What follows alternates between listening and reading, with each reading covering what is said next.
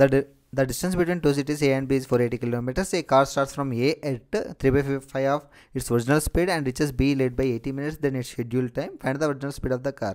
అంటే the distance between the A and B అనేది మనకి ఇచ్చిండు 480 కిలోమీటర్స్. కార్ అనేది ట్రావెల్ చేసేటప్పుడు అసలు యాక్చువల్గా దాని యొక్క కార్ స్పీడ్ అనేది 3/5 స్పీడ్ అని అన్నాడు. కార్ యొక్క స్పీడ్ ఏమవుతుంది, ఒరిజినల్ స్పీడ్ ఏమైతే 5 parts అవుతుంది.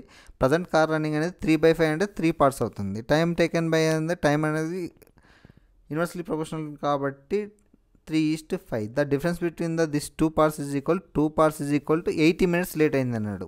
అంటే 5 యూనిట్స్ స్పీడ్తో పోయిన దానికంటే 3 unitsతో స్పీడ్ పోయిన దానికి టైం ఎక్కువ పట్టింది కాబట్టి 80 minutes లేట్ అయింది అన్నాడు. అంటే 2 parts is equal to 80 minutes అన్నప్పుడు 1 part ఈజ్ ఈక్వల్ 40 minutes. అక్కడ 3 parts ఇక్కడ ఉంది. అంటే 5 ఒరిజినల్ స్పీడ్తో పోయినప్పుడు మనకు 3 parts పడుతుంది కాబట్టి 3 parts అంటే 3 × 4 40 ఈజ్ ఈక్వల్ టు 120 minutes పడుతుంది. ఈ 120 minutes అంటే 2 hours.